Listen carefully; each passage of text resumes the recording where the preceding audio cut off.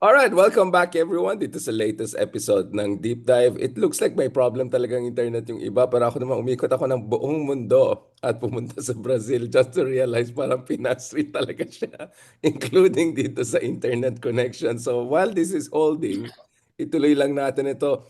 Cleve, thank you so much. Dina, thank you so much. We're joining each other from multiple time zones. Parang si Dino pa nga yung pinaka third world. Dino, before we lose you, dahil ikaw nangangulit, mukhang ikaw nga yung pangit ng internet.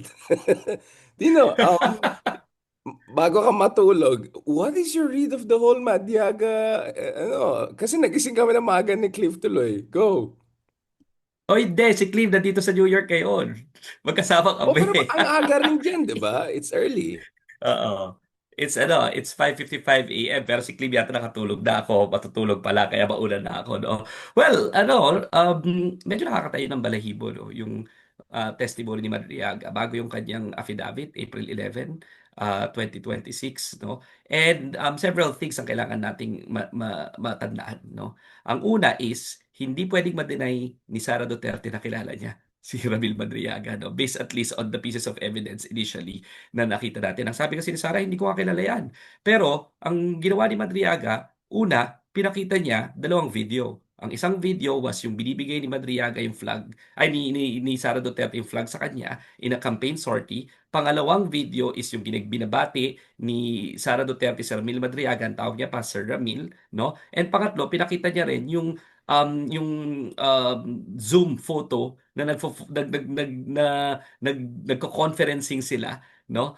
Kasama yung National Board ng ISIP or Inday Sara is my president movement, no? Pangalawa, pinakita rin ni Madriaga dalawang iba pang picture. Yung isa is yung picture niya with si attorney kilala ng ombudsman na sinasabing madikit or maganda ang relasyon kay Rodrigo Duterte at kay Sara Duterte, at yung picture ni attorney Monsayak na may t-shirt nung isip, no? Inday Sara is my president movement, and who is the spokesperson eventually of the office of the vice president. Bottom line is, based on pictures, hindi lang laway ang puhunan, based on pictures, based on videos, merong probable cause to proceed with impeachment, di ba? At hindi pwedeng i-deny na magkakilala sila. So, ang malinaw rin, organisador si Madriaga ng mga Duterte, including ni Rodrigo Duterte at ni Sara Duterte. Paano ito pinakita? Ebidensya again, hindi lang kwento. Merong mga photos na nag-initiate siya, no, ng napakaraming at nag-organize siya ng napakaraming mga campaign sorties para kay Sara Duterte, no, at maraming photos dito na pinakita yung pagmobilize sa iba't ibang lugar. So, ultimately, kilala ni Inday Sara itong si Madriaga at malalim ang kanilang relasyon, at batay na rin sa testimonya ni Madriaga, siya pa nga yung nag-organize ng Vice President Security Group. So, yung una. Pangalawa, based at least dun sa impeachment, may tatlong deliveries. Kasi dalawa yung level ng allegation ni Madriaga eh. Mga related sa impeachment at hindi related sa impeachment. Doon muna tayo sa related sa impeachment, no? Tatlo yung deliveries na pinakita na in-identify niya. December 20, December 21, December 22. At kung susumahin mo yon, yung total nung value ng mga deliveries na in-identify niya categorically, clearly kung saan, sino naka-receive, ano yung circumstances, ano yung coaching ginamit, ano yung bag na ginamit, consistent at magkakatugma, no? Around 125 million pesos.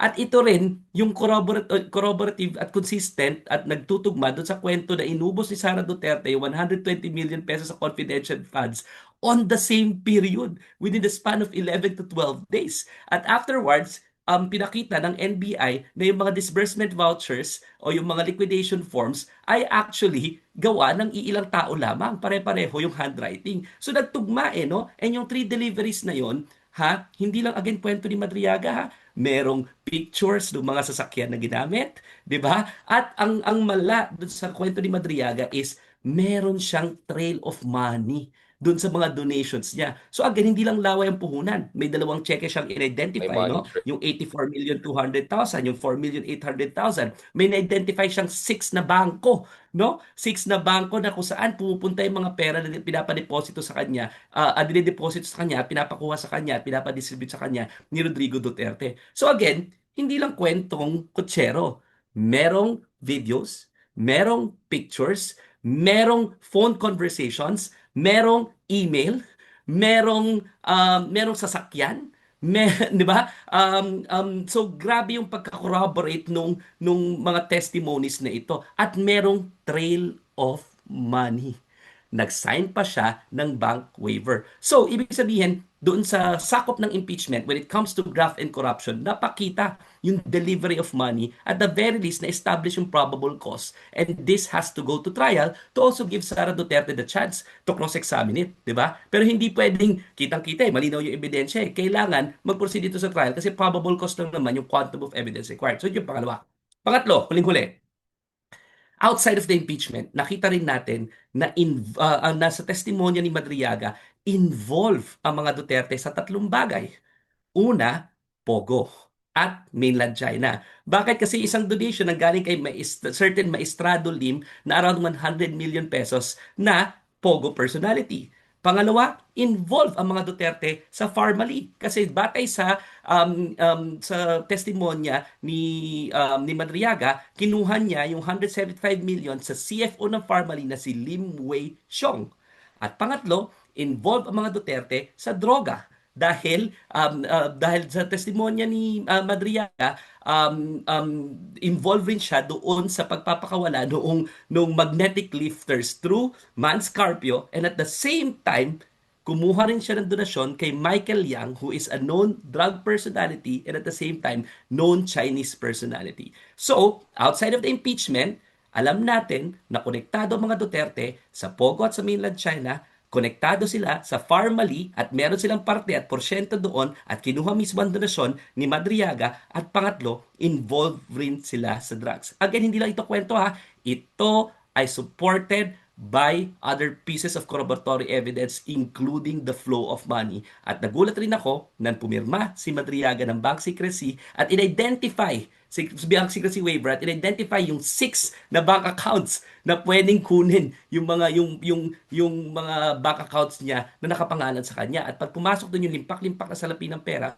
malinaw, no? Na hindi lang ito kwentong kutsero, ito ay supported rin ng trail of money. Wow, kaya pala gising na gising tayo kahit grabe yung time zone natin. We're so lucky to have Dean Ed with us kasi medyo live sa Pilipinas. May nag-comment, ba't maaga pa kayo? Kasi hindi pa natulog itong mga kasama ko sa excitement. Before we go to Dean Ed, Cleve, I want to bring you in. I mean, ikaw fresh na fresh ka from the latest WR numero analysis. I was just looking at your commentaries on Hungary. I'm super excited to also pick your mind there on that. But Cleve, ikaw gising na gising rin. 6, 7 a.m. pa lang. Like this. Ano, go na ba tayo? Ano oras na ba tayo? Clive, nabuhay ka ba? Nabuhayan ka sa Madriaga Showcase? Ano ba nangyari? Oo, kaya nga kaya nga kahit ang aga-aga, gumising ako tapos I had to see for myself din ano ba yung laman ng testimonya ni Madriaga. And aside dun sa nabanggit ni Dino na na parang talagang lumalabas na merong mga evidence, no, may mga money trail, ba, parang kagaya niya, nagulat din ako na pumirma siya ng bank secrecy waiver, diba, na if it's just a matter of following the money and the parang yung story, it will write itself pag nandiyan na yung paper trail ng mga ng pera, yung money trail, wala na magkakalabasan. And this makes a lot of sense kasi nga kaya pala talagang tumatakbo sa Supreme Court yung kampo din ni Vice President Sara Duterte precisely because alam nila kung paano sila may hit ng testimonya ni Ramil Madriaga kasi una pa lang yung nagsinungaling sila na hindi nila kilala. May mga pruweba na kilala. Wala na. Kumbaga nakikita na talaga na medyo weak yung assassination nila doon sa parang credibility sa character ni Ramil Madriaga. But iniisip ko din yung sa survey. Alam mo kasi sa survey, ang lumalabas, karamihan ng mga Pilipino, kababayan natin, 46% sinasabi, hindi pa kasi nila alam yung mga ebidensya, wala silang sapat na impormasyon tungkol dun sa impeachment ni Vice President. So I think itong testimony ni Madriaga, game-changing.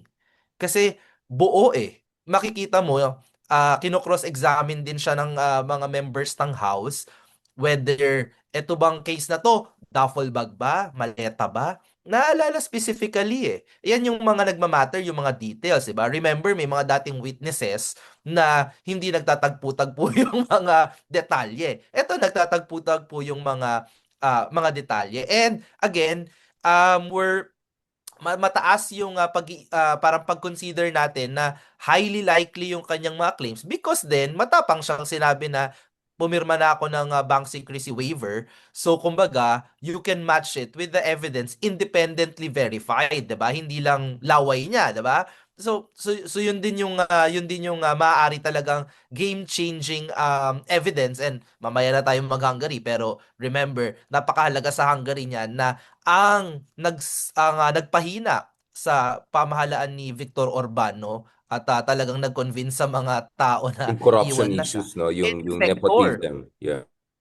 Oh, tsaka defector, galing dati niyang Yeah, yeah, kasama, 'di ba? you're Si right. Peter Magyar, the new Prime Minister of Hungary, used to be part of his party. So parang Madriaga story din 'yan, kasi galing yan sa kanila sa loob. Merong knowledge of the internal mechanisms and politics at processes nila, ngayon isisiwalat sa taong bayan. So maaaring ganyan din yung damaging consequences kay Vice President Sara. Oo nga, no? Yung defection within the Orban coalition. This was something we were discussing last year. So medyo na-predict din natin, Clive, no? Yung mga fault lines sa Hungary. So before balikan natin si Attorney Dino, of course, we're joined by Dean Ed. Kamustang Dean Ed? Anong General Ed na bang tawag ko sa'yo, Dean Ed? Ano bang ano natin dyan? Latest title natin dyan?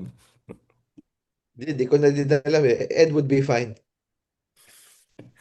Sige, Colonel Ed. Colonel Ed, ano na, kamusta na Madriagan? Last year parang we were still questioning whether there's enough, I would say, threshold of credibility around this certain person para mapag-usapan natin na seryoso. Pero ngayon, base sa mga analysis ni Attorney Dino at Prof. Cliff, parang we have crossed that threshold, looks like. Anong basa niyo, Dean Ed, dito sa latest hearing na yan? Ano na ba to?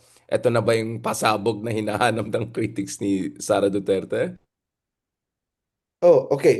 Just to be clear, I'm not wearing the military uniform, Richard. Mahirap na yan. Baka Um, baka Nagbibiro lang po madali tayo kami. dyan. Nagbibiro lang po kami. So, Sorry po. just to be clear about it, no? Mainam na yung nag-iingat eh. But, I got an interview from the Inquirer about the Madriaga supplemental affidavit. And my sense is it's a lot more interesting, in fact, than the original affidavit that he prepared eh. Mas detalyado, mas may narrative, mas may kwento. And I think si Dino would be the better expert to talk about the legal details, no? But from an impact point of view, I think this shifts the burden now to Sara Duterte to disprove whatever has been made by Madriaga. Kasi ano yun merong dugtong-dugtong na narrative. And if it does not go unrefuted, yun na yung totoo dun.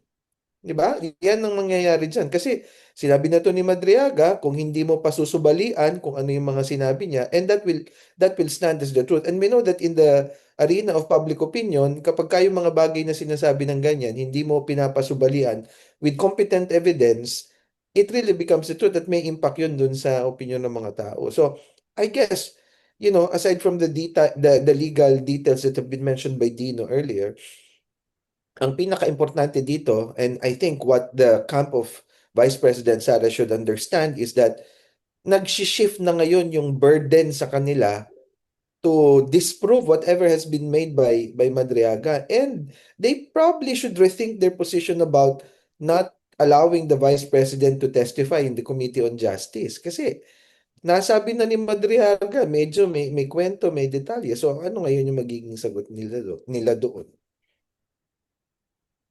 Yun nga, sorry, I was still distracted with the Harry Roque intervention this morning. We can go to that thing.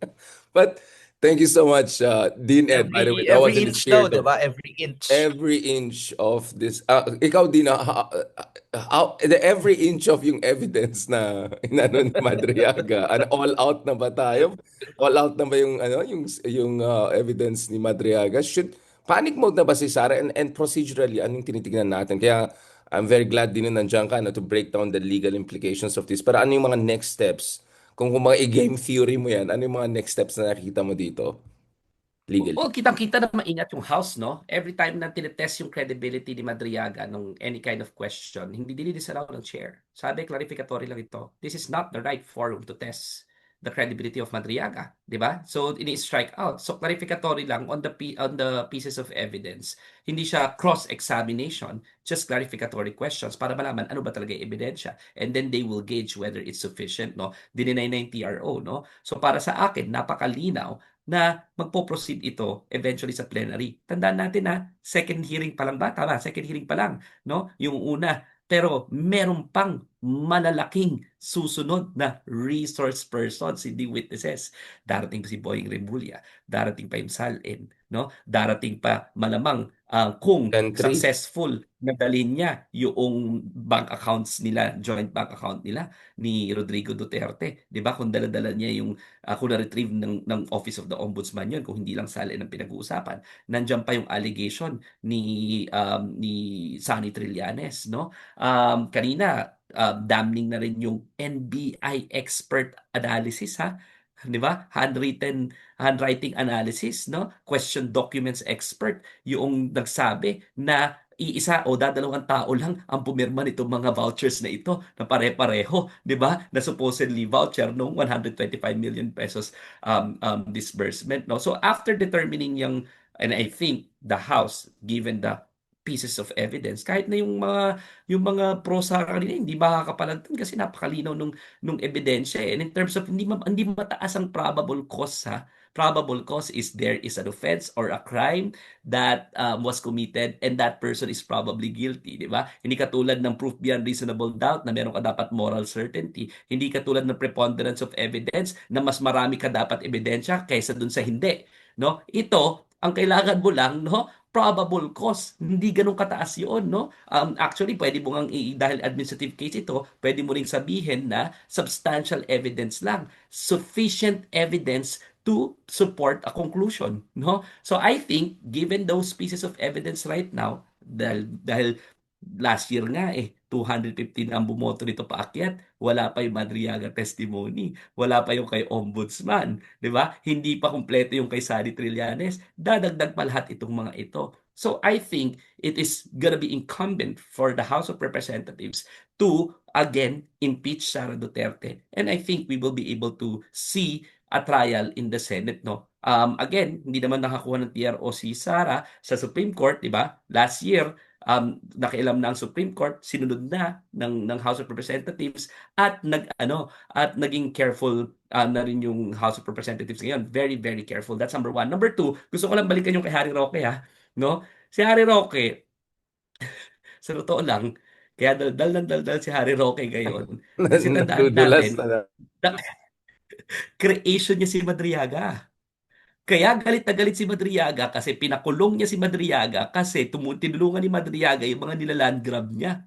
Supposedly, at least based sa testimony ni Madriaga. Kaya galit na galit na galit na galit si Madriaga kasi pinakulong siya ni Harry Roque at hindi nakailam si Sara Duterte. Yan yung main motivation niya, hindi niya matanggap na gumawa siya ng lahat. He moved heaven and earth for the Dutertes, including Rodrigo Duterte and Sara Duterte, created the Vice President Security Group. In fact, yung colonel pala na nag-lead sa Vice President Security Group, sabi ni Madriaga, best student niya raw sa PSG. Best student niya sa PSG nung nasa PSG siya, di ba? So ibig sabihin talagang ang sama ng loob niya, tas ultimately pakukulong mo ko after ko mag-mobilize para sa inyo, after na ako ang pinagkakatiwalaan ng tatay mo. Kaya nga sir ang tawag niya Sir Ramil ni Sara kasi ibinilin daw ni Rodrigo Duterte, si Sara Duterte, kay Ramil Madriaga. Consistent yan sa pagtawag niya ng Sir Ramil. Tapos, nung ibibigay niya yung flag, ang sabi ni Ramil Madriaga, hinanap talaga siya. Ayaw niya raw sana talaga magpakita kasi ang bilin daw sa kanya ni Rodrigo, confidential, tahimik, hindi siya visible. Kaso hinanap talaga siya ni Sara Duterte, no? At binigay yung flag na yon. It just didn't help, ha, that Sara Duterte resorted to blanket denial and outright lie in denying na kilala niya si Ramil Madriaga. So hindi ko kilala yan Again, overwhelming yung evidence.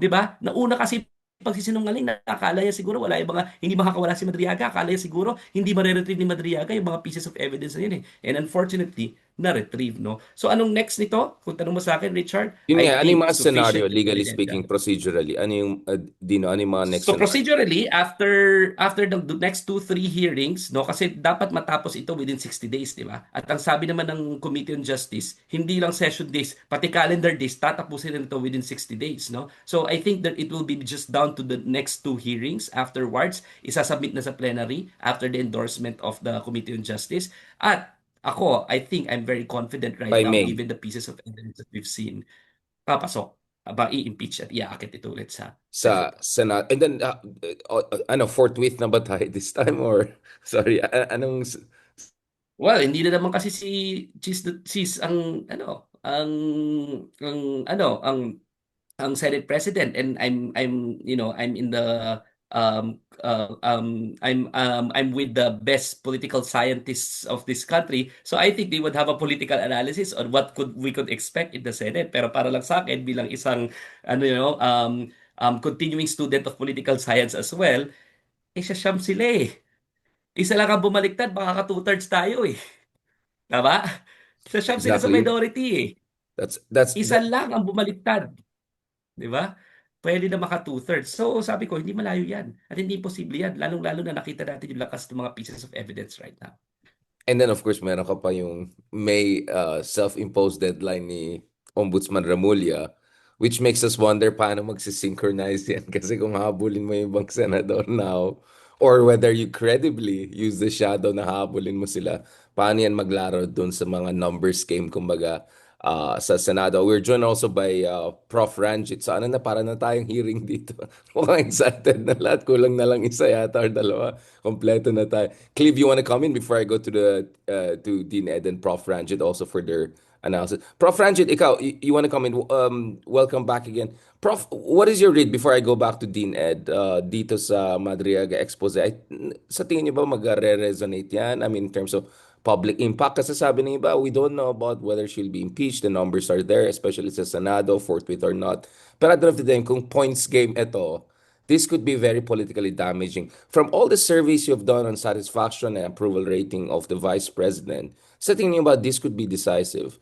Um, I think so, the Madiaga testimony is significant not just for what it alleges, tama si Attorney Dino, no, but also for, its impact in shaping, no, yung public narrative of this impeachment process.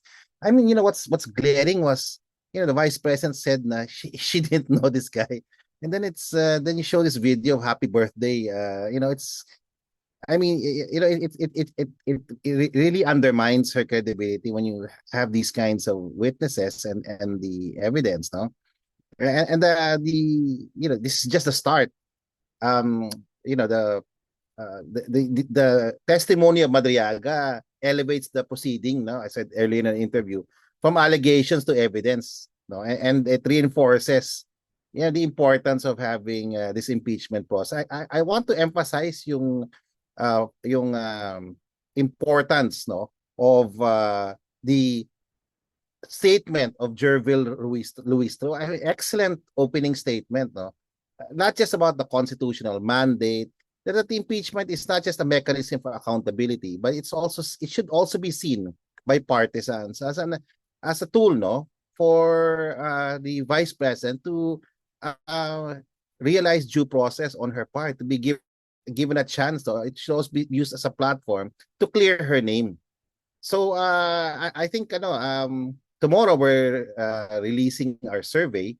And oh, wow, perfect timing to have you. In our survey, please. Yeah, in our survey, what we're seeing, no, is that consistent with the survey we ran a year ago, majority of our kababayans see the impeachment process as an important mechanism for both accountability and due process.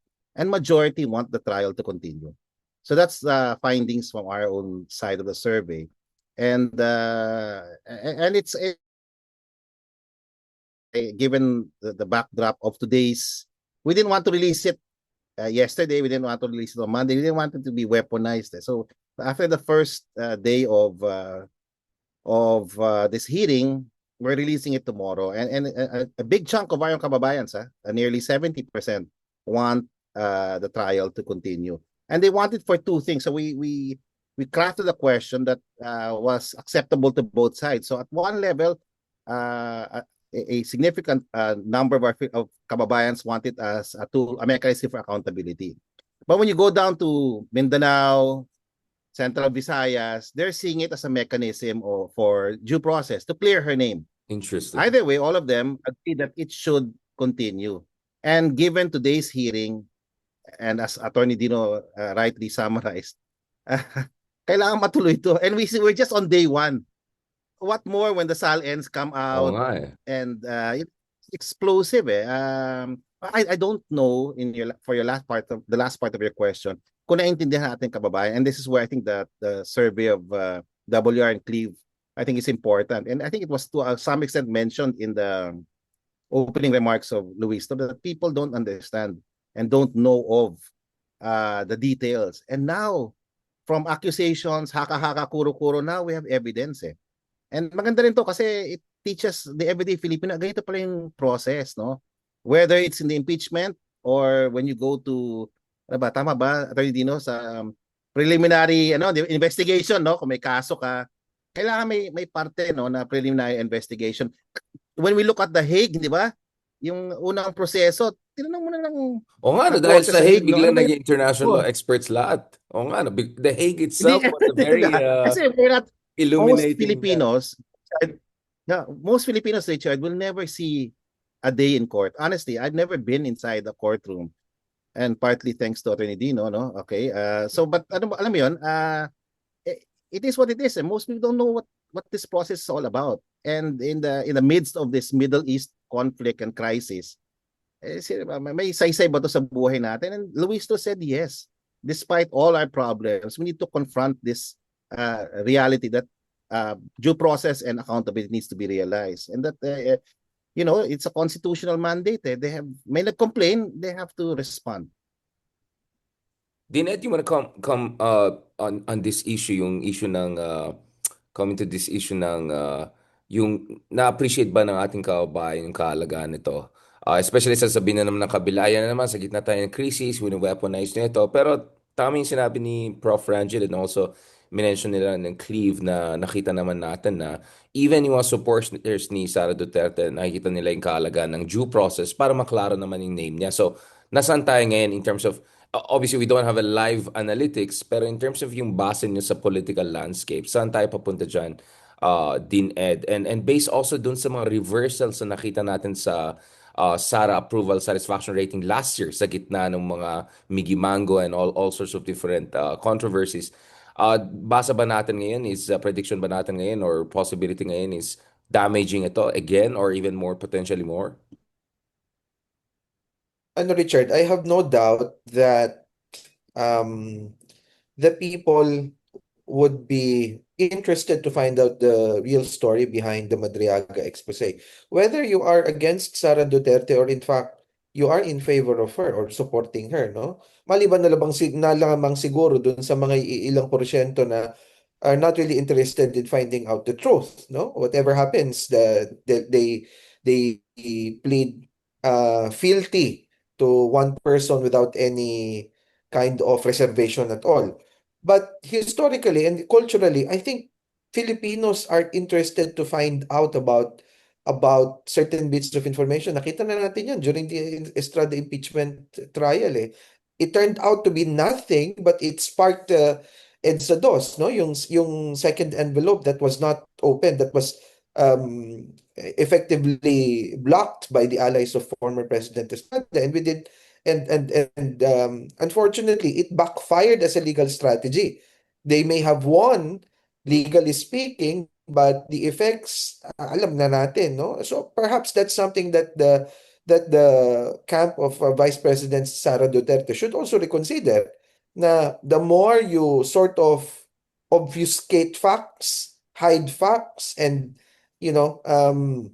become an instrument in preventing the truth from coming out, then it's going to hurt her in the long run. And I have to emphasize that perhaps yung binabanggit kanina ni Dino, doing the political calculus as of yet, would really be very dependent on the reaction of the people. And, while people may not really be, shall we say, very conceptually particular about quantum of evidence about those things, sa kanila, what they see is what they see eh. And the thing about the Madriaga affidavit and the Madriaga testimony is that it links certain kwentos that we've heard before from somebody who was in the inside. Yun ang magiging problema ni Vice President Sara dun eh. Hindi to kwentong kutsero, kwentong barbero. It was by somebody who was there. So, we're not saying that it's the absolute truth at this time. But who is in a position to say that Madriaga is lying? Abay, dapat si Vice President Sara should really seriously think about whether she would testify in the COJ para pabulaanan yung mga sinabi ni Madriaga. Because from my end, as it stands, unrefuted, what is our other version of the truth? Hindi naman pwedeng magkukwento-kwento lang tayo sa labas because that is testified eh. Diba? That is on pain of perjury and other kind of criminal offenses kung nagsisinungaling siya. So mabigat yon, Richard. But ang sinasabi ko, and this was also hinted at by Prof. Ranjit earlier, simula pa lang to eh. Pang ilang araw pa lang to, and I think parang crescendo. Makikita natin yan as the evidence pile up, makikita natin yung reaction ng mga tao, especially with matters that they can relate to. For example, we know for the fact how corruption is now the Ultima should we ratio say ng the ating political discourse. exactly the ratio of everything that we do. And in the same manner, you would have to subject all public officials, including the Vice President, under the same level of scrutiny and kumbaga judgment, no? So if you want to get rid of any kind of corruption allegation against you, dapat clean ka dyan. So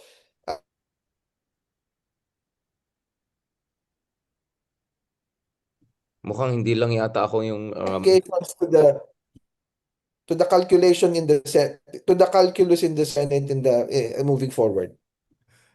Wait, Dino, where are you joining us from if you feel like parang kami kasi may excuse. Dino, I know you're very sleepy, but bakit ang pangit ng internet mo, Dino?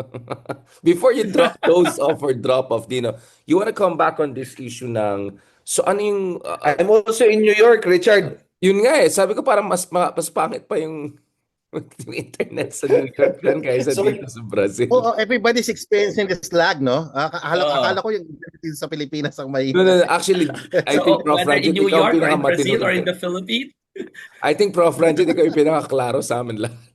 Kami mga... pinakamaganda pa pala sa Pilipinas. Yung Philippines Maganda pa yung pala sa pinakamaganda. Pilipinas. Na-miss ko yung Pilipinas bigla. Dino, I agree with Dean Ed, talagang mahirap ang situation niya as we came out with our survey probes March 19 to 25.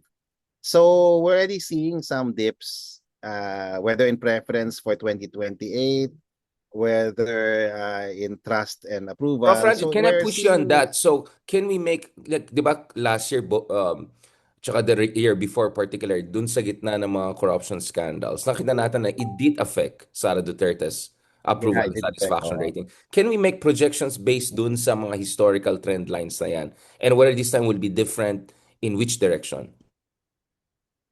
Oh, I think it will be consistent with what we saw historically.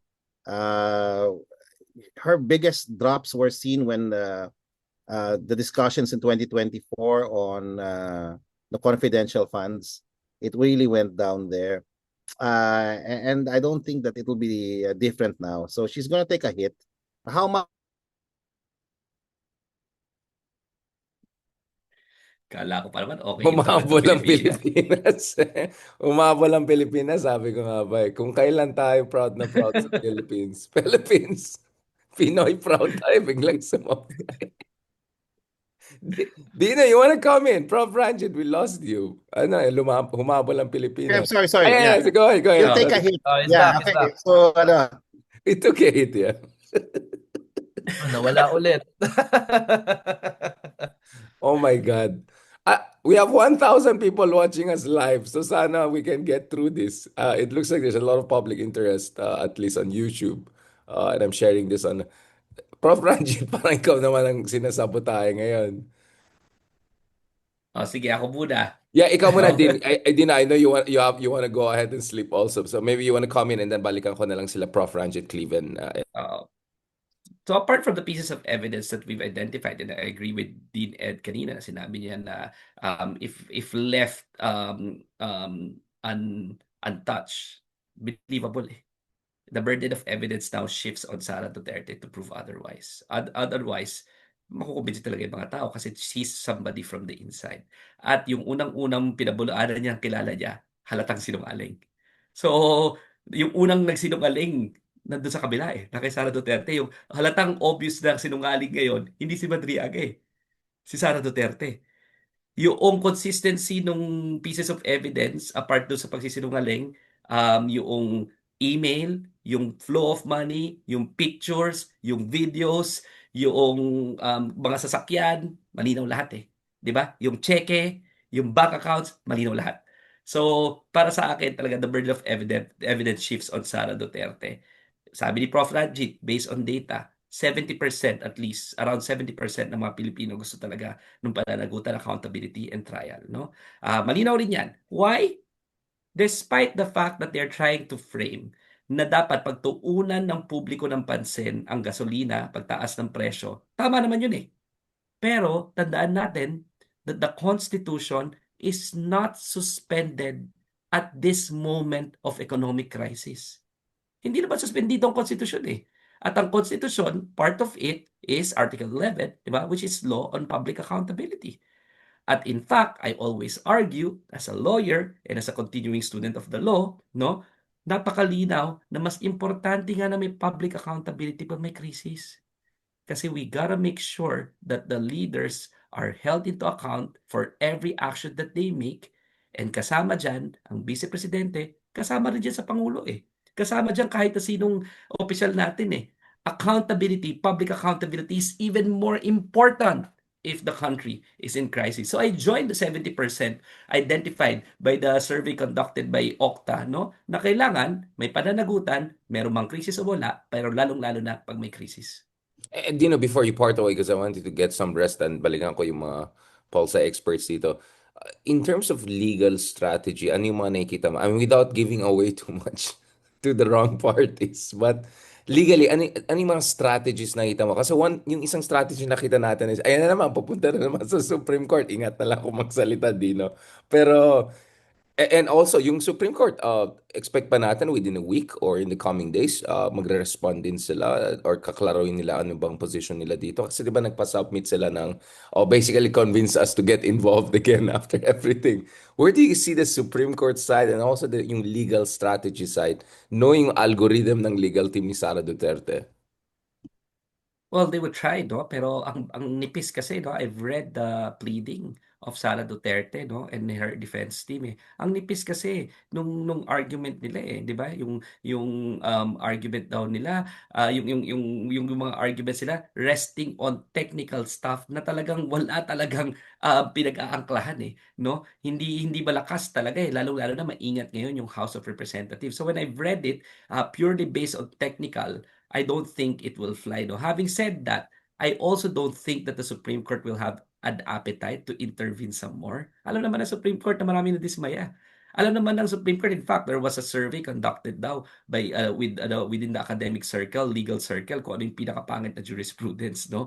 Haveliana versus Executive Secretary at Sara Duterte case. 'Di ba? This is almost a consensus, no, in the legal profession na hindi maganda yung pagkasulat noon, no? And as lawyers and continuing students of the law, we are of course duty bound to try to criticize, understand, and analyze jurisprudence. Ito trabaho namin, di ba? Sa law students, lahat yan, paparecite sa amin yung mga kaso, sasabihin, tama ba, mali, ano sinabi ng Supreme Court. Pero never sa amin tinuturo na to blindly memorize a Supreme Court ruling. In fact, ang unang-unang ang papabasa sa'yo lagi, pag first year law student ka, Haveliana versus Executive Secretary, no, para ipakita sa iyo na nagkakamali ang Supreme Court, no? So I think the Supreme Court at this point in time will not have that appetite kasi last year nakita na nila di ba? Na hindi maganda yung response. That's what I think, no? And I don't see any legal basis Apart from the fact that I disagree with the Supreme Court in the past, no, ngayon hindi na talaga ako makakita ng strong legal basis. So they will try to go to the Supreme Court. I don't think the Supreme Court will intervene. Hindi na nag-issue ng TRO. Tingin ko at this time, diretso magkakaroon na talaga ng trial. Yan ang fearless forecast Hindi ko. ba kaya I may be medyo wishful thinking. contradictory yung petition ni Sara doon sa position nila last year? Hindi ba even from a legal standpoint may pagka-incongruency dyan? May incongruent talaga, no? Ang sinasabi, ako nga tinan mo nung binigyan ng due process, wala raw due process. Nung binigyan ng due process, ayaw. Nung binibigyan ng hearing, ayaw. Sabi niya, dapat nag-hearing kayo. Ngayon nag-hearing, ayaw. Ano ba talaga? 'Di ba? Medyo incongruent hindi talaga malinaw yung legal position na yun, no? It's tenuous at best. So I would suppose no na right now, given marunong naman tong si Committee on Justice marunong naman si Jinky, kitang-kita mo naman kung maayos yung pagka-preside ng proceedings, 'di ba? Yung cold neutrality of an impartial judge, diretso lang kung ano talaga dapat kailangan gawin, no? Nakita natin yan sa ICC, and surprisingly nakikita natin ngayon yan sa House of Representatives. So I hope the House of Representatives as institution will continue to do its sworn mandate based on the Constitution. At sinabi na sa Ligang Batas, sila lang ang may exclusive mandate and jurisdiction to initiate impeachment proceedings, not even the Supreme Court. And in fact, I think that the Supreme Court should stay in its own lane because it's only sovereign in its own sphere. In the same manner that its co-equal branches are sovereign in its own sphere. And malinaw sa Constitution, the House of Representatives has the sole power to initiate impeachment proceedings. So hindi nakatulong ba or hindi nakatulong yung sinasabi ni Associate Justice Ronald Llamas na mini trial? Kasi parang yun yung pinik ng mga DDS, so yung mini trial. Metaphor bang tawag dyan ni Secretary Llamas? Oo nga, well, malinaw naman, di ba? Kaya nga ang ingat ngayon ni Jervil, di ba? Hindi siya nagpapapayag na talagang testing the credibility when it comes to cross-examination na probing, no? I-clarify mo lang, ano ba yung ebidensya at hindi ebidensya? Yun lang. Yun ay pinapayagan niyang tanong para hindi trial. Di ba? Para lang ma-determine ng House kung ano yung ebidensya before they transmit it. Malinaw sa konstitusyon, ha? Pagka ang Committee of Justice, pagka-receive nila, they after hearing, tsaka nila i-endorse sa plenaryo after hearing doon sa mode of initiating impeachment na ito. So, ginagawa lang ng Committee on Justice yung utos ng saligang batas, wherein again, I will always say they are supreme in their own sphere, 'di ba? And that is sabi ng Constitution, sila lang ang may karapatan mag-initiate ng impeachment. Salamat, Attorney Dino. Pwede ka na magpahinga. Kulitin ko muna itong mga kasama natin. Bago kong balikan si Prof. Ranjit. Clive, you wanna comment on that again? Dun sa... Good night. Salamat. Magpahinga ka muna.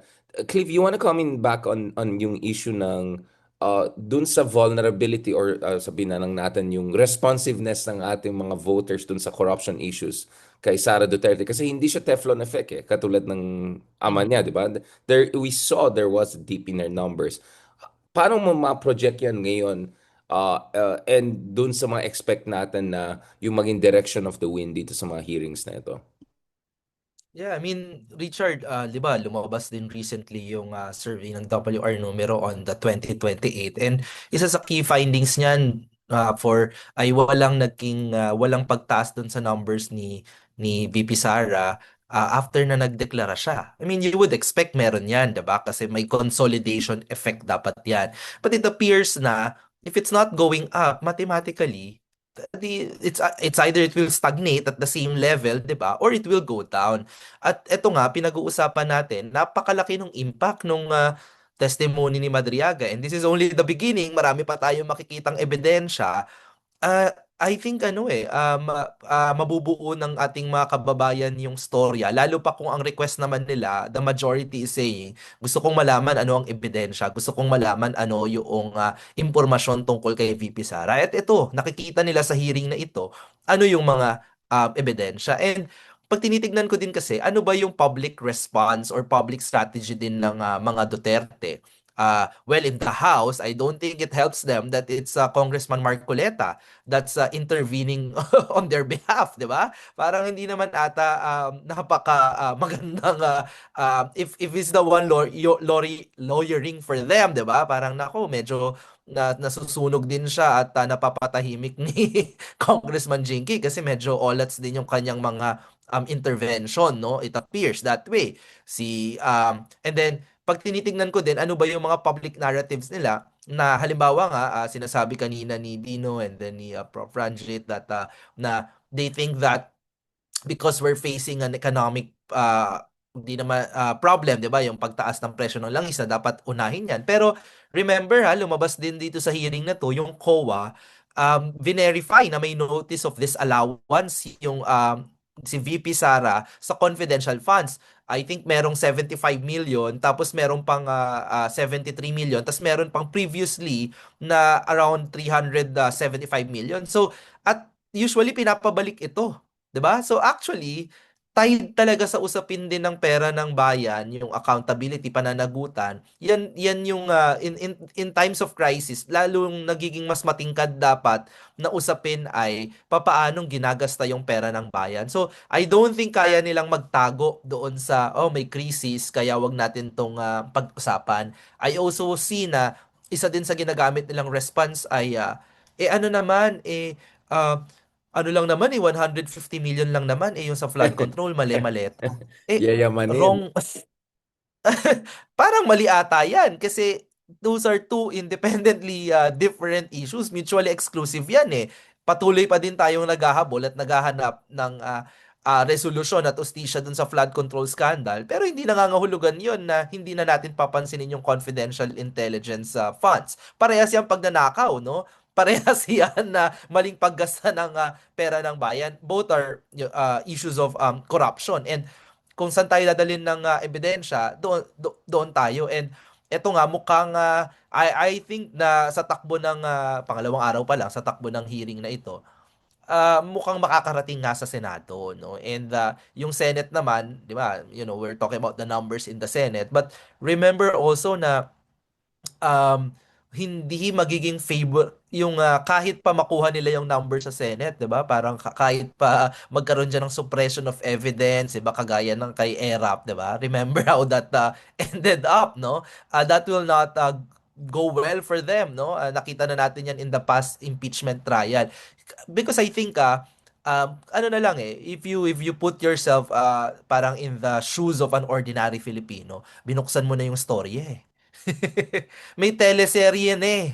Subukan mo namang The bitinin ang plot, Pilipino sa yung teleserye. plot na 'Di ba? rollout. Na parang biglang walang ending. Nako, I think you will really invite yan ang totoong rage na mararanasan mo, 'di ba? Hindi yung rage ni Baste, no? Yan ang totoong you're inviting the Hindi lang rage, no? range And yata yung uh, concern niya. yeah, kasi ako iniisip ko lang no as someone na who studies public opinion na kailangan kasi I think for people to be able to appreciate and understand the impeachment, ano yung kwento, 'di ba? May perang nawawala, saan ginamit, sinong gumamit at 'di ba? Parang and I think more or less ito yung sa hearing na ito naiintindihan natin at nalalaman natin. And nadadagdagan pa na may mga throwback na yung pains natin ng pandemic, no? So apparently galing pala sa Farmally yung ilang mga Correct. pera diyan, 'di ba? Na pinagkakitaan tayo na may talagang ano din, center of corruption scandal din na so I think yung ganyan na kapag napagtagpi-tagpi ng ating mga kababayan, I do think na talagang mahihirapan si VP Sara to hide, no? Parang sa mga teleserye, eto na yung diary natagpuan na eh. Si Ramil Madriaga 'di ba? As an insider, may tell-all na siya. Ibinabahagi na niya sa atin yung kanyang kaalaman. Mukhang nasasandal talaga sa pader si VP Sara din. Yeah, thank you for that. Balikan ko na lang si Prof. Ranjit. I think Dean Ed has to go ahead. Maraming responsibility si Dean Ed. Magkape muna siya. Prof. Ranjit, before we lost you kanina kasi nag-flex tayo, buti pa yung Pilipinas, pinakamagandang internet, biglang nawala ka. Biglang nawala ako. Pwede kita And by balikan the way, siya. I'm using Starlink, ha? I'm using Starlink. Yeah, I'm not I'm sure using ganong Starlink. ka-pogi May, na si may ano. endorsement ah. Oh, Oo nga, may pero sponsor ang grabe kasi Octave. may puno Brought to you dito. by. Ang daming puno sa UP. Nabablock So pala. it's affect. So, no, going back to this, Prof. Roger, you were saying kanina na historically nakita naman natin na medyo sensitive naman talaga yung numbers ni Sarah sa, hindi siya Teflon effect, kumbaga. So, ano yung projection natin ngayon? Also, basing dun sa latest surveys na pinalabas niyo. Although, of course, sequentially, hindi sila, but my point is, may mga patterns siguro tayo nakikita dito. So I agree with no with Cleve no na okay, so while we have not released our own trust and approval ratings, what we're seeing based on the data that we're able to finish the analyzing now is that there's a problem now of legitimacy, no. There are some dips as far as performance is concerned, and there's no change as far as trust is concerned for VP Duterte. So you're already seeing and remember it's March 19 to 25. So this doesn't capture today's drama, all the evidence that has been discussed, and this is just one part of a very broad impeachment complaint, no? And I think this would be damaging moving forward as far as she's concerned. Now, the way to mitigate on her side is really to address it, whether it's in the actual hearings or in public through social media. But she has to respond in some way. And there was an attempt through, I think, no, si Congressman Marcoleta, he had a prepared statement. Yung nga lang, it was out of order. And so it didn't have the intended effect, but it was structured. The way it was written, it was structured as a summary response, no, to the hearings of today. And yeah, so my sense is, well, maybe not, it won't be seen in the first quarter data that we have, but in the second quarter, I'm sure she's going to take a big hit because it's for the first time we've moved from accusation to evidence. And this is just the first day of a series of hearings where we'll be looking at evidence, not just accusation, but real evidence, no, fact-based, that will underpin the allegations as far as the impeachment. And that's going to hurt her if she doesn't respond appropriately, no. Yeah, we're seeing already the impact of the discussions about impeachment. It's already created the dent as far as her own preference for 2028 is concerned. Again, we'll release that, no. Significant first quarter findings as far as Okta is concerned for the front runner and those trying to catch up. And just to give you a sneak preview, the number 2 person is just 10 or 12 points behind her now. So almost may single impact digit to. na. So almost papunta na tayo sa single Yeah, digit. we Very want to argue close. single kasi may margin of error. It's between 9 Margin to of error. 12%. Oh yeah. So that's big for just one quarter, and this covers a period where we don't have yet a discussion about the evidence, and it's only going to get worse as far as for her before it gets better, and it only will get better if she's able to address these issues, whether in the hearings or outside in social media. She's going to take a hit. That's to answer your question. That's going to be So the impact. Now, she's gonna take a preference is hit already just as affected. her lead is shrinking. Yun nga eh. Her lead is shrinking Yes, just and as that's she's big. taking hit. Kaya nga I double think that's the whammy big siya. impact. In the end, I think she's confident that she's going to win the Senate. I think she's confident she's going to, survive this particular process.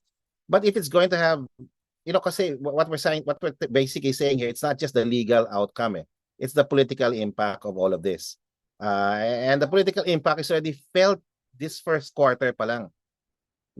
We don't have evidence or data yet to cover the impact of these particular testimonies on public opinion. But we're already seeing initially, because discussions about the impeachment were already there as early as the first quarter. We've had discussions, massive media coverage about this. Correct. So this is where we are. So most likely this will have a negative impact on her.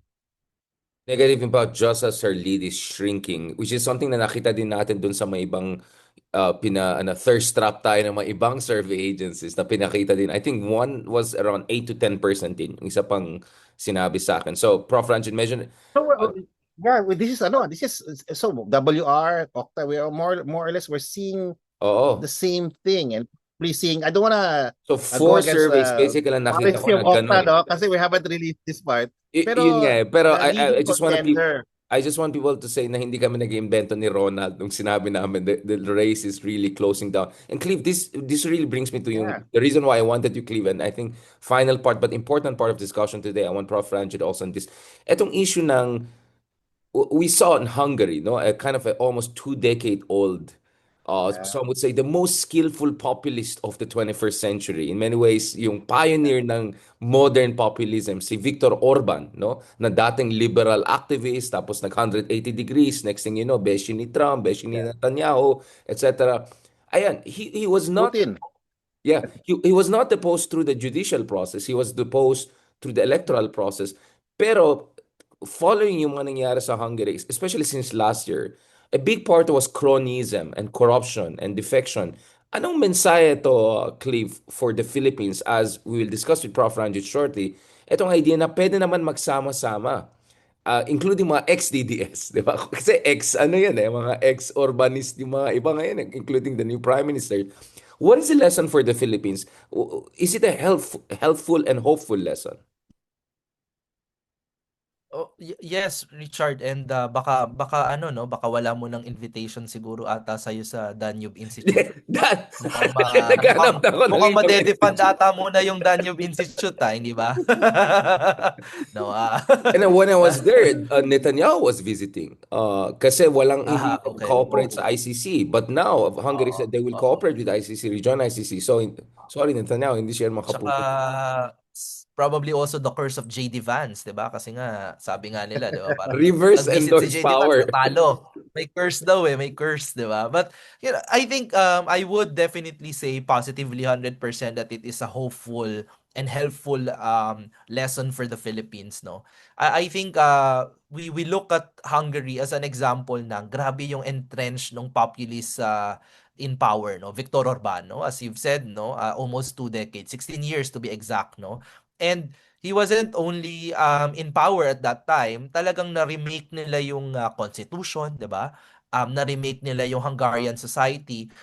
To give our viewers an idea, no, hindi lang sila parang Duterte na nagpasara ng mga media, although they did that as well, pero nabili ng lahat ng friends and allies nila yung media. So technically, if you look at the newspaper, if you look at the radio, TV, no, na same headline, same angle ng story all over the country. So talagang dominant si SMNI Orban, lahat. Ay, sorry, pero sorry. Akala, SMNI lahat.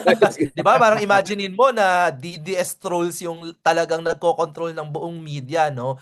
And my university was kicked out of Hungary, no, as a result, 'di ba, of this dominant power ni Orban. So talagang historic itong defeat ni Viktor Orban. And the one who made it possible is Peter Madjar na defector, no? Dating bahagi ng party niya, dating insider, no, na nilabas na lang din yung cronyism, corruption, no? But in particular yung issue ng sexual abuse ng mga bata, no? Yan yung major na scandal, no, na kaya umalis si Peter Major sa Fidesz party. But I think what's the lesson for us is that one is that grabe yung discipline nila doon sa electoral coalition nila ng opposition against Orban.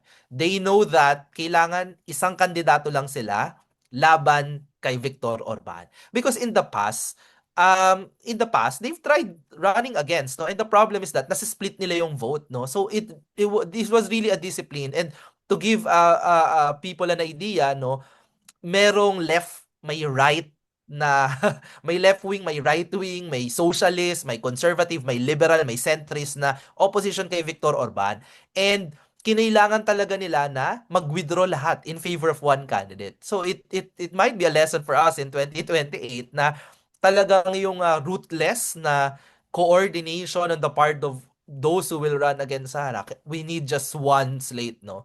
And it took them 16 years hopefully we don't make the same mistake, 'di ba? Kasi marami ng maraming pains yung Hungary before nila natutunan yung lesson na to, and tayo din naman under the previous Duterte administration. And then secondly, ideological diversity, yes, in-embrace nila yan. Pero message, discipline, no? Kasi nakikita mo lagi, no, sa opposition, may Pwede mo away-away na. so anong ginawa nila sa Hungary? Kasi hindi lang Hungary gumawa ng the Turks tried to do that. They almost came. Yes, exactly, The diba? Czech were very successful 3-4 years ago, United Czech. So Yes. we have examples of actually other major European democracies kung saan almost or actually successful. And finally, Hungary also replicated that. So Yeah. when you say Yeah. message disciplining, coalition building, ano yung specifically ginawa nila? Yeah, so talagang ano din sila, they're very ruthless din doon na yes, ideologically diverse tayo, but for the purposes of the election, we stick with our simple one message, no? Anti-corruption, economic decay, and then Viktor Orban is a lackey or a puppet of Putin, no, ng Russia. So very very clear yung kanilang narratives, and parang hindi kinailangan na may mga disagreements kasi imagine may leftist, may right wing. So, and si Peter Madjar is not exactly also the most progressive, no? Conservative din yan eh. Pero hindi na para pang i-dedicate nila na mag-aaway-away sila. I think that's one of the challenges that we have in our own opposition, na madalas, no, we turn our gaze towards each other, no, na mga simple differences in the policy preferences, no, yun yung nagiging matingkad na part ng public conversation. Doon hindi. Let's put those aside for now, no. Focus tayo doon sa message ng opposition para hindi maging noisy yung signaling ng opposition, para mas maging clear and credible talaga yung messaging, and they really did that well. And part of that, and I think that's the last lesson na parang pinost ko, na part of that I think is that they really embrace defectors, no. And ito, kailangan natin tong matutunan. Kasi papaano yung XDDS. mga dating Magyar, Madriaga, DDS, they di ba? sound similar. Magyar, Madriaga. Oo nga, no? Di ba? Parang, how do we embrace them, di ba? As part of our broader fight, no? Yan, di ba? Yeah, yun, no? Kailangan talagang matutunan. Kasi nangyayari ay, nagiging interested, as I've said, no? Medyo purity test, no? O, totoo ka bang opposition? Kasama ka ba namin dati sa laban? Well, kaya nga gusto nating dumami yung kasama sa laban. Kaya meron tayong mga hindi kasama dati na gusto nating imbitahan, 'di ba? Na we want to defend democracy, we want to defend human rights. If previously medyo hindi sila nakisama diyan, we welcome them, 'di ba? Sa ngayon to broaden the camp. So may ganon, no, na because you want to send a signal that those who will leave that camp is ano naman, no, hindi naman kayo parang psychologically safe for voters. Safe Halimbawa, if zone. we're There's a targeting safe zone for, yeah. Mahalaga yan. Yung meron silang yeah, I mean, backstop. if we want to convince our mga kababayan natin, halimbawa ng mga supporters ni Sara, to listen to evidence, to pay attention to the impeachment proceedings, no, and eventually the impeachment trial, 'di ba? We need to provide them that sense of parang psychological safety, na maaari nilang i-reconsider at pag-isipan yung kanilang attitude towards the Dutertes, for example. So, yan. So I think it's a very helpful and yun nga hopeful na case, and sana maging ganyan yung ating experience in the coming years. So, Prof. Ranjit, this is the important point na. So, based dun sa Okta research, also your own analysis as a political scientist, ano yung mga permutations, ano yung mga mekanismo na idea or optimal dito para maging malakas yung laban ng opposition? Ano nakikita natin sa data? Ano nakikita natin sa historical record? And what is your also prognosis? Kasi alam ko the first time we discussed this, we even talked about malakas pag Tulfo, Risa, Rafi, Risa, RNR, meron tayong Aimee actually pwede niya i-compliment si Sara. So, ito yung mga issue na pinag-usapan natin the other year pa. And now, nakikita natin nagiging very salient. Ito mga to from at least 4 different surveys I've looked at, including the private version of it na hindi pa na-release. And I'm sure I'm gonna see your version soon. But, Prof. Ranjit, can you tell us a little bit about that? How is the race shaping up? Alignments, realignments? Well, the first I want to react. Ang ganda kasi ng experience ng Hungary, and I agree 100% with what Cleve was saying, di ba? People have to understand democracy is more than just elections, di ba? And in Hungary, the Orban model of illiberal democracy retained electoral legitimacy. He won, di ba? So democratic erosion, backsliding can occur really with public support. And lo and behold, we had that experience, di ba? I don't know if we're going to have that experience again, di ba? But also, in the same light, democracy provided the solution in Hungary.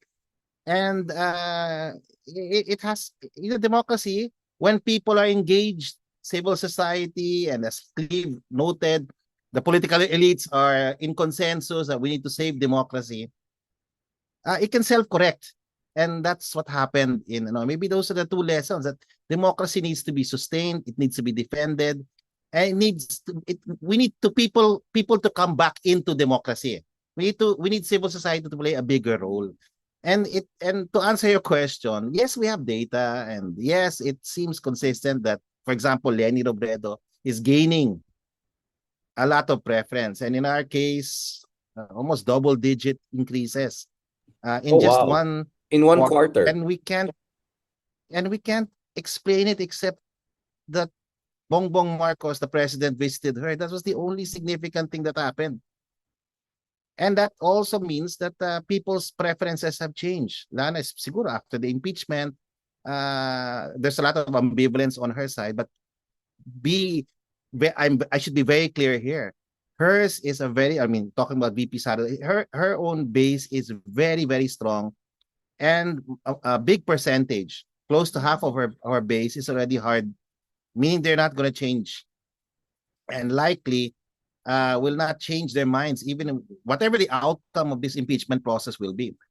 But a segment of it will, and there's hope there for people like me and like us, no? Now we believe that empowered, progressives, people who will going to voter education, like Team Pinas, di ba?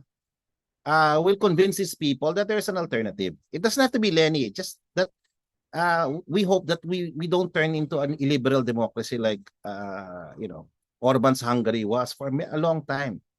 And I believe, I still believe that democracy is the key to the future of our country. But our elites and the people like us, you and me and everyone else, has to think about 2028 as really about that. It's not just about Duterte, Marcos, or Leni. It's really about saving democracy in our country. It needs to be sustained, but it can only be sustained if we defend it. So that, I guess I want to, in reflecting on what Cleve said about But the then what are experience the with Orban. alignments we're looking at here? Because again, correct me if I'm wrong, but halos lahat na nakausap ko are kind of getting into this race. Lahat naman nakita kong data suggests that there's going to be a Tulfo Lenny element in here. Whether tatakbo si Rafi Tulfo Yes. or not, whether Lenny doesn't run or not, sinong pipiliin nila, sinong susuportahan nila, at kung isa lang pipiliin dito at magkakaroon ng combination, that looks to me like the bottom line basically here. Will Rafi run or not, or Lenny run or not? If they don't run, will it be Erwin? Will Lenny endorse the other one? And will Tulfos endorse the pink candidate? Because otherwise, it looks like the race will still favor the other side. Yes, right now it's still she's still leading. VP Duterte is still leading in our survey. The gap has narrowed to around 9 or 12 percentage points difference. And that has to be the narrowest since the first quarter of 2025. In 2024, it was Rafi Tulfo the whole year. In the first quarter of 2025, VP Duterte started leaving the pack. As in, the gap was wide. Like there was a chasm, a universe between 1 and 2. Now it's so much closer. We're still trying to understand why and where this is, but there seems to be some So what's sort your of hunch? increasing preference. Not as an Our octa, but as a balance political zone. scientist, what is your hunch? Bakit nag-narrow ito? Is this more a function of Kasi tumababa si Sara or tumataas si Lenny and others? What's going on? it's a confluence of many factors. Kasi it can't just really be caused by one factor alone. One is, of course, I think a big factor is really this fight between the Marcoses and Dutertes, the impeachment, which was the big thing that happened in the first quarter. you know, and the growing critique against her, no, she's not really performing. You know, people are questioning her performance as a vice president, and it could also be that you know, civil society has been quietly endorsing a particular brand of politics, which seems to see itself resonated in the persona of Leni Robredo. After all, she really had the base. It's not as big and as expansive or as Duterte's, but it's beginning to wake up, and we're seeing it in the preference surveys. Now, will she win on her? Of course not. She has to be paired with a strong vice president. And you're right, no? We have simulations of her in a Tulfo, and for the first time, that pair is not just parity, but also beating for the first time. So a Lenny Tulfo pair so is a winning pair based on yes, the it's scenario. it's a winning pair. So is a Lenny what you call this, Isco pair. So is a Lenny Bam. Although there's still a gap. It's Interesting. single digit gap between them. Interesting, I So said Lenny it before. Bam is a competitive tandem. It's competitive. And you know, you still have these people like General Torre. You still have what you call this DILG secretary, si Remulla, who's Remulla, now boy, yeah. figuring. So, Yeah. And then you have people like Riza. They're still single digits. They're still but there's still a lot of time kasi, Richard. And so we don't know how these but Prof, may different issue people. kasi is yung head-to-head ang concern namin, di ba? And this is what I raised with Cleve also before na medyo misleading na yun. Hindi naman misleading. I mean, I understand bakit may comprehensive survey, but the reason why you want to do a head-to-head is because, of course, if Riza, Bam, or Lenny run, it's just gonna be isa lang sa kanilang tatakbo, di ba?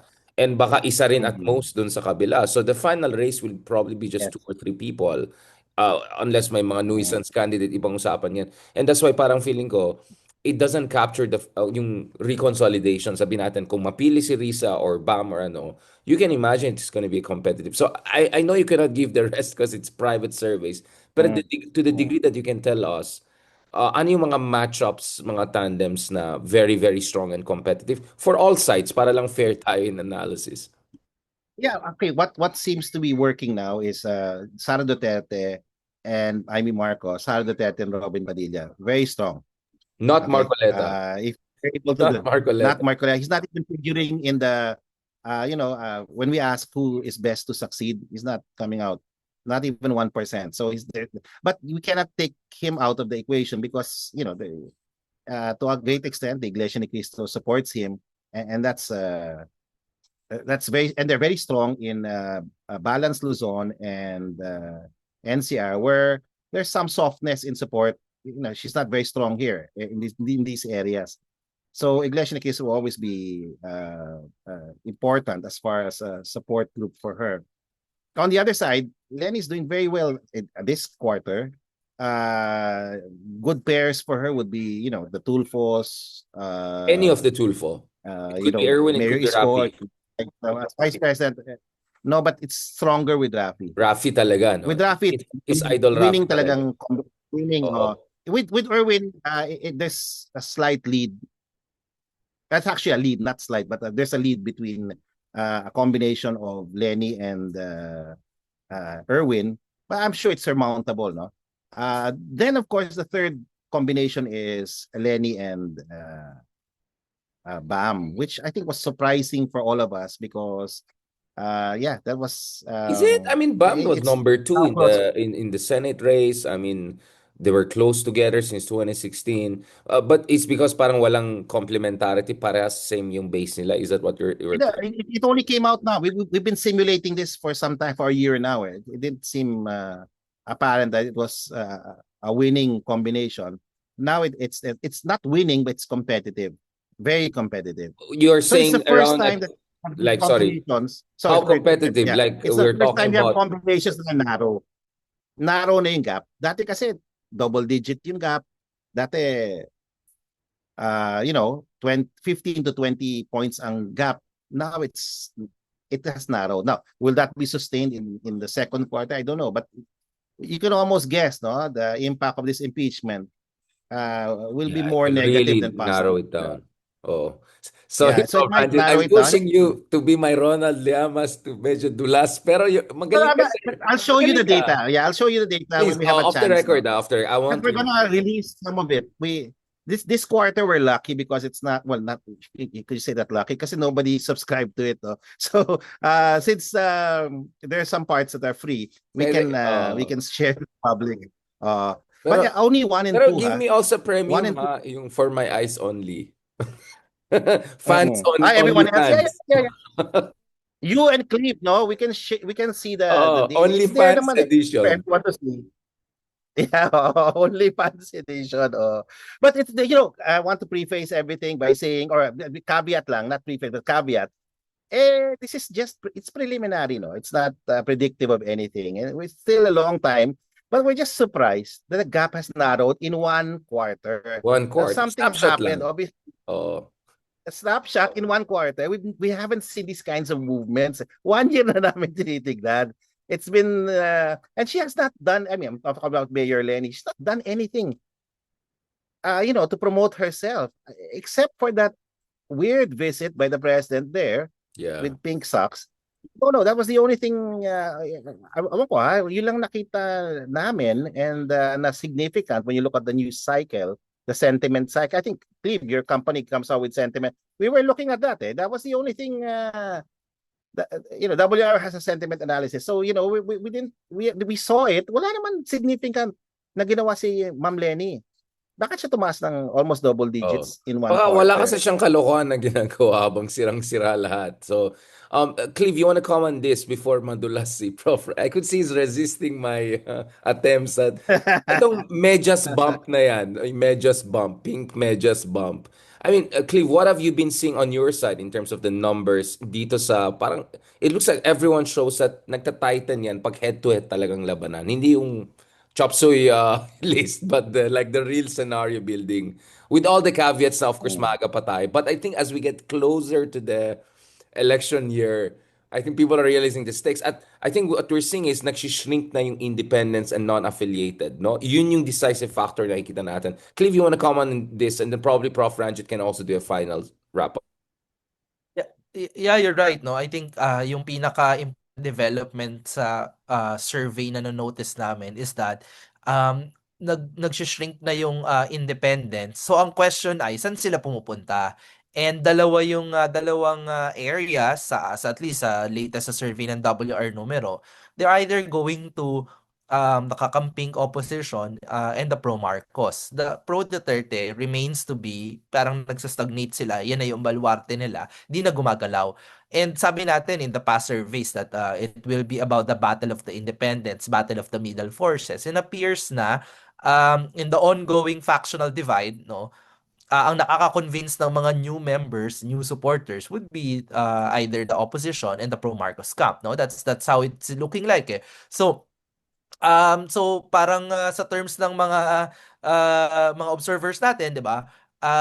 May room to grow, 'di ba? And that's always what should you parang if you're a candidate, you would always be worried about whether kung wala ka ng room to grow, hindi na nagmo-move yung number mo, nagsi-stagnate mo, the only way is to go down, which is should be a lot, worrying for any candidate, no, especially for an incumbent vice president. And kagaya ng Okta, nagla-run naman kami ng mga head-to-head numbers, no? Kaso Only for our fans. subscriber. Only fans. So for ano lang. Yes, so and I would say that yun nga very interesting because meron lang sa head-to-head makikita mo na may mga specific pairings talaga that would make everything competitive, no, would make this race really competitive, no. So it's a matter of those whether in the Philippines, sabi nga natin, learn from Hungary and Turkey, opposition coordination will be key. And those numbers are available to them. Ayan, no? So, alam na nila what will make work, diba? And potentially can give, the opposition an edge, no? In the shaping electoral field in 2028. Pero ngayon kasi, mukhang ano pa, mukhang, kaya nga may caveats tayo, mukhang audition time pa. Siyempre, people are still showing parang nagpapakitang gilas pa, 'di ba? Sino ba among them, no? But in terms of head to head, at least we already see pairings, no, na more effective than others. Alam ko kailangan umalis ni Cliff kasi nagsimula pa lang araw natin. Prof. Franchi, you want to say some final points and what should people look forward to? Abangan, ano ba yung cliffhanger natin dito? Well, this situation is evolving. There's still a lot of time for both sides, no, to consolidate their bases. Don't get me wrong, Sara Duterte is leading, but the gap between her and the contenders have narrowed. And Cleve is correct, no? In our case, it's around 25 to 30% can characterize themselves as independents, and it's shifting. And we're also going to come out with that report soon. Where they're going, it seems like they're going towards the pro-Marcos and pro-opposition. The pro-opposition, meaning the traditional opposition, the Dilawans and the Pinks, no? And it's growing steadily. But people have to understand this. The base of support of the Dutertes is fairly established, meaning it hardly they're hardcore voters, geographically located, Right. ethno-linguistically real, and it's a real baluarte. So it's still an uphill We can discuss climb. that hardcore base and also whether Baste would be the potential other option. Yeah, As we did Harry not Roque measure him, said, diba? unfortunately, but He's every inch yeah. as But the competitive reality as is, but the reality is we have to remind the everyday voter to 100%. get engaged. 100%. Di ba? Democracies are not, democracies lose their legitimacy as the Hungarian experience. We can create, it can backslide, and we can become a truly illiberal democracy if we let go. So people's engagement with the democracy towards sustaining it and defending it is more important now. Maraming salamat, Prof. Ranjit and Prof. Arguelles. Database analysis. May we start our day and may you have pahinga, Sir Ranjit. God bless. And hintayin ko yung, hindi ko nasabi na OnlyFans, baka mapagalito. Yung premium edition ng mga data. OnlyFans. Oo, Yung premium only for my edition. eyes. Only for my eyes. OnlyFans. Yes, edition. okay. Salamat. God bless. Great. Bye.